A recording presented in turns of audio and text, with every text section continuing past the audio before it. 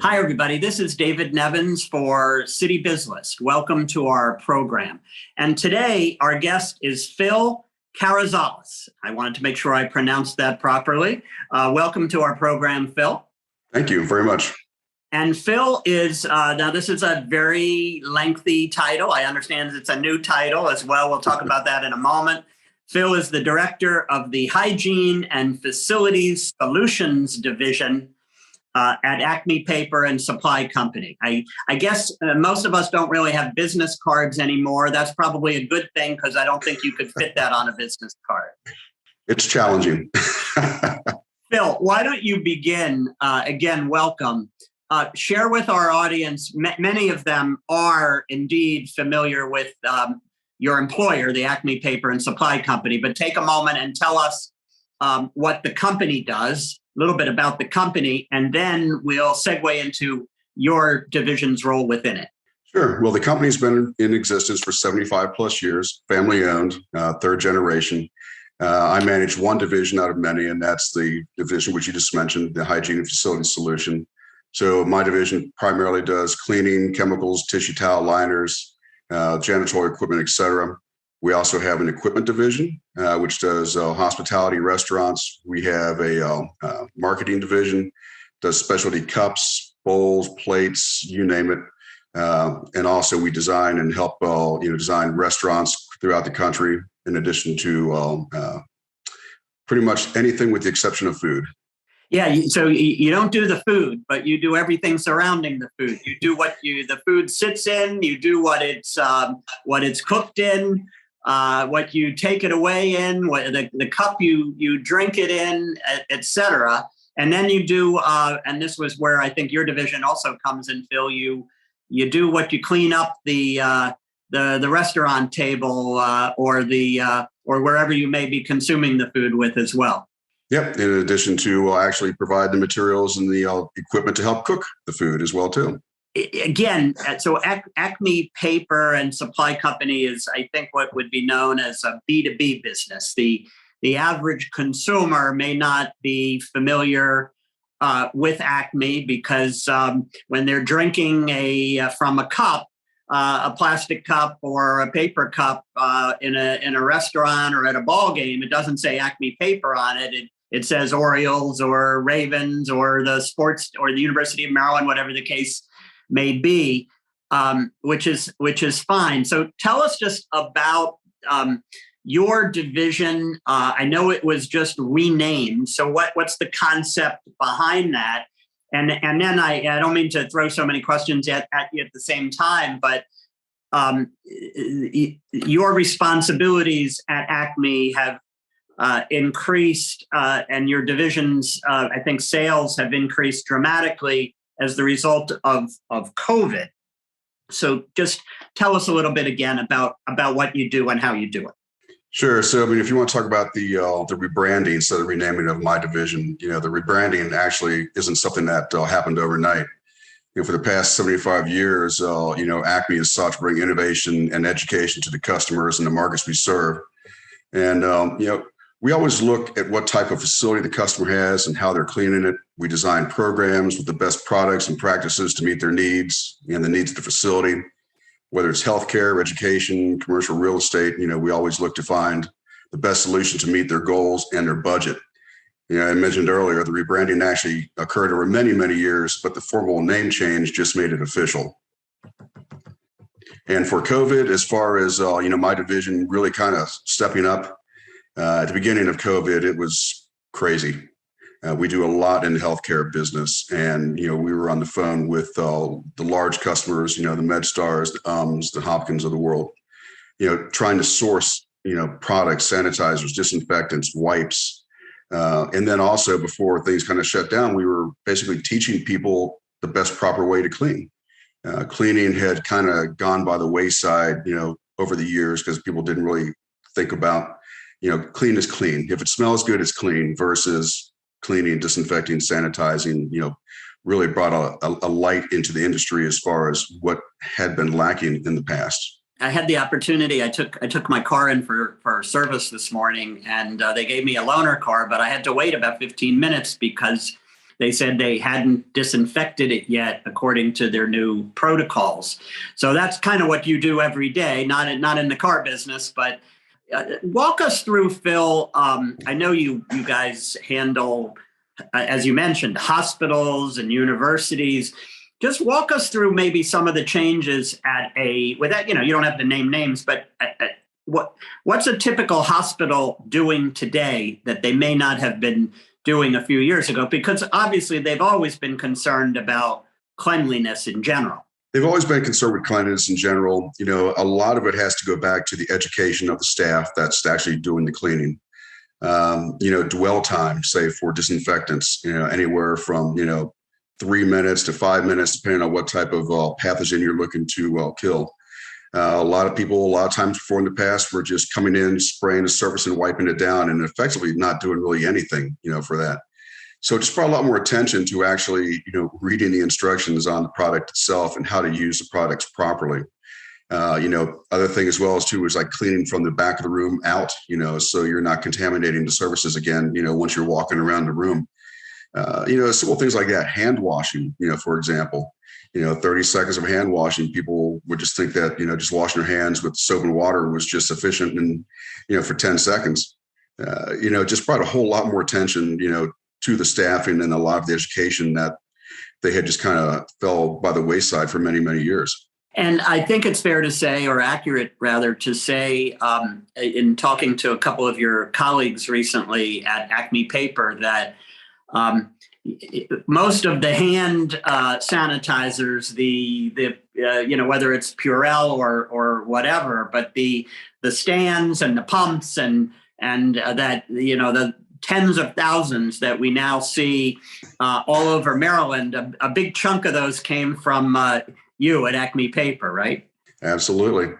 Gojo Purell is one of our best partners.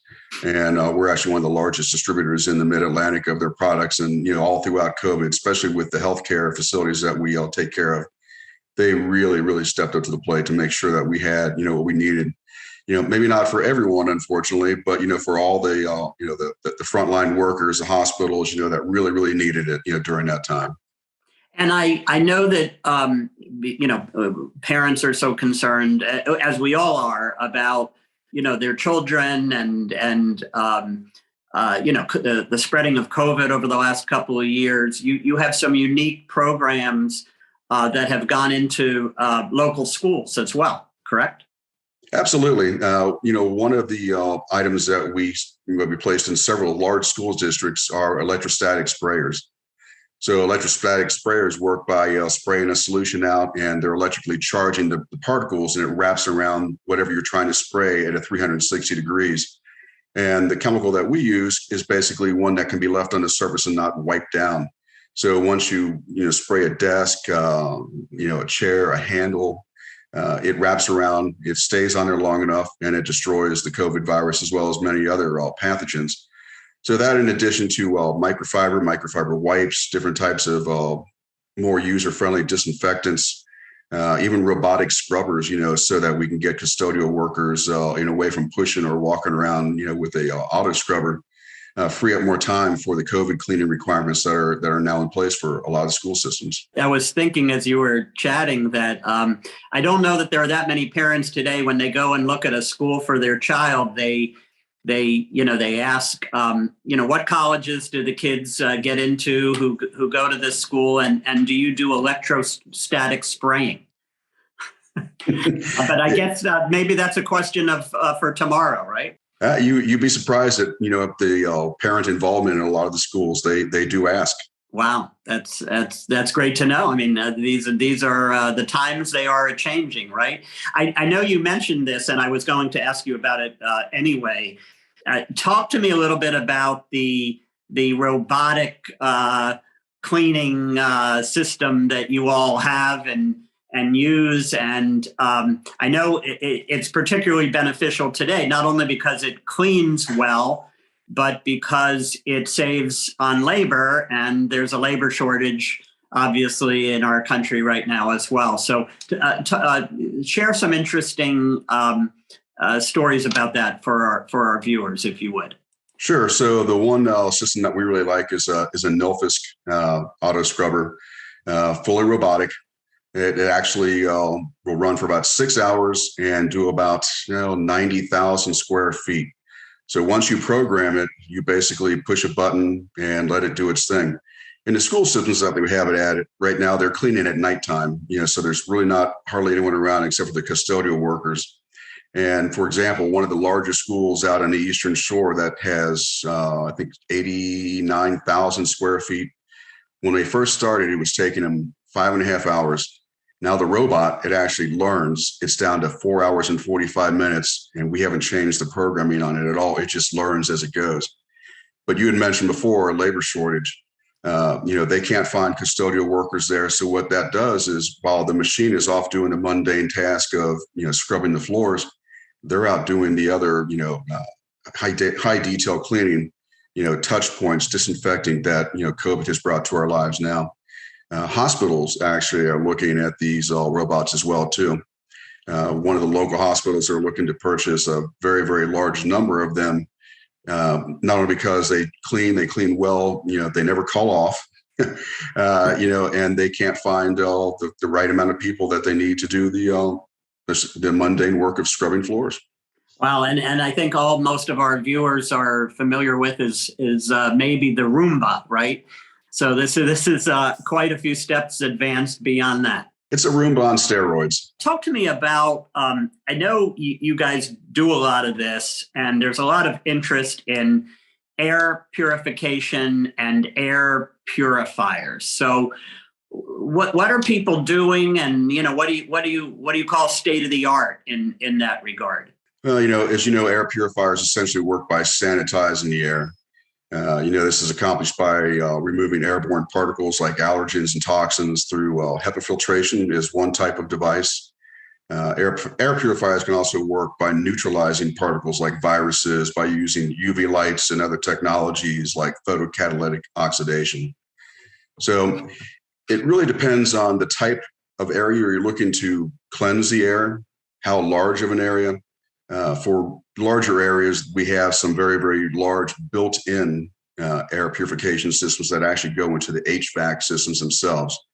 If you're looking at small rooms that has 2,000-3,000 square feet, a good HEPA portable filtration system will work as well too. And HEPA, it stands for high efficiency air filter, and it will remove 99.97% of particles down to 0.3 microns. So very, very small, like viruses and allergens and toxins. This program goes out to primarily business leaders throughout the Mid-Atlantic and actually beyond. And, I just don't know how many of them would have previously thought that, to figure out an air purification solution for their business to call Acme Paper and Supply Company. But that's what you do every day. Every day. How does someone get a hold of you, and where would they start? Well, they could always reach out to me directly on my email, and that's pcarrizales@acmepaper.com, or they can call Acme 410-792-3333.